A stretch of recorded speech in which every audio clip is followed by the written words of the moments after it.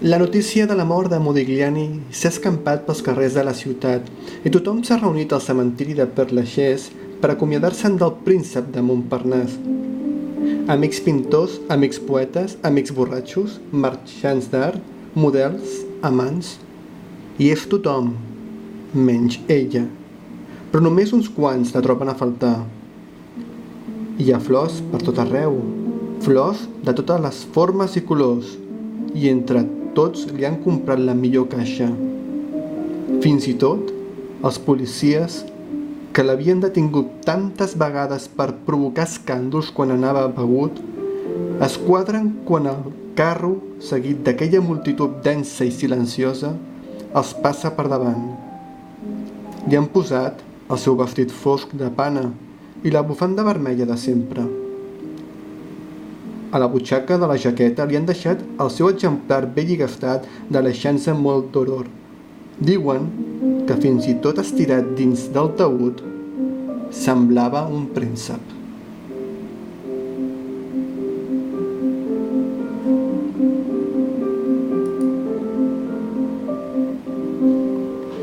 L'endemà a les 8 del matí, el matrimoni Ebutern i el seu fill André agafen un taxi que els ha de portar al cementiri de Banyú.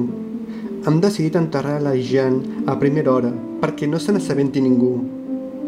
No han pogut evitar que Salmon, Swarovski i Kisling hi hagin vingut amb les seves dones, però, així i tot, formen un grup petit i trist.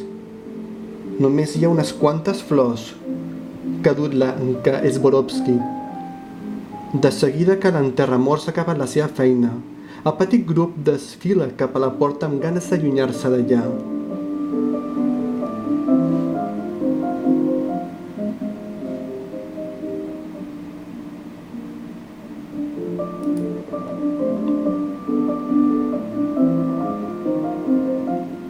Els pitjors presagis de Madame Ebutern s'han complert amb una precisió que fa posar la pell de gallina.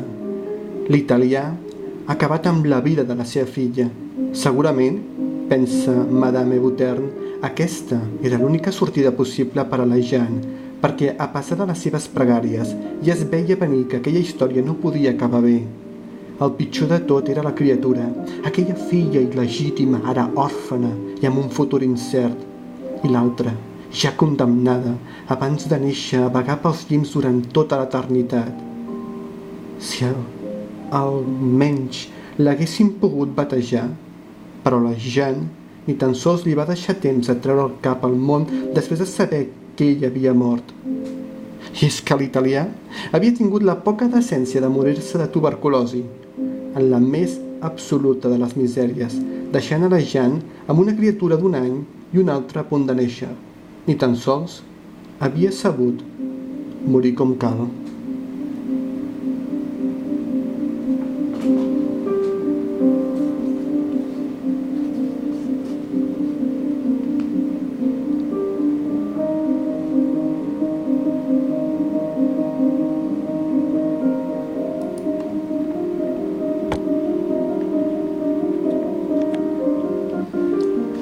Swarovski s'acomiada del Ebutern pensant que segurament no haurà de tornar a veure més aquells burgesos encotillats que tant de mal havien fet al seu Modigliani.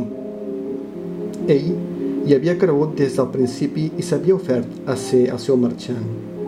Sempre havia estat al seu costat, excepte els últims dies. Aquest és un fragment de La ciutat dels maleïts, del llibre Eixam, 8 contes per a 8 veus, de Sandra Comas. I a continuació, una carta que diu: enyoro Montparnasse. No hi tinc res a fer, aquí. Tota la bellesa que ja m'avorreix i m'enfureix.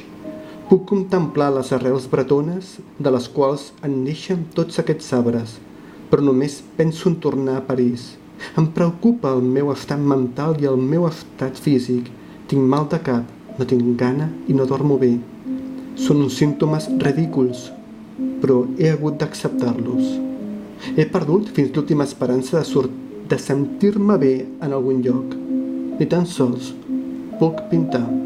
Jeanne Ebutern, carta des de la Bretanya, 1917. dins de Jean Hébuterne i Amadeu Modigliani, de Patrice Chaplin.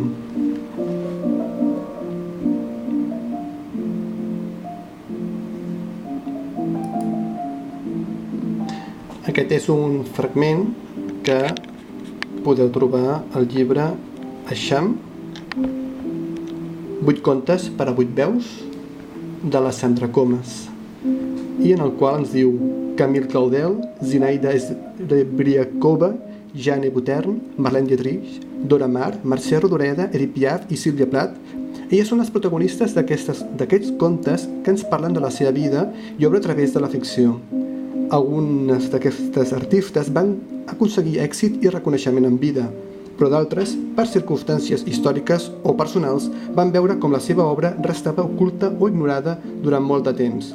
La voluntat d'aquest recull és reivindicar els seus noms per mitjà d'uns relats en els quals l'autora imbrica realitat i ficció des d'una perspectiva personal i íntima i ens apropa a l'essència de cadascuna d'aquestes artistes.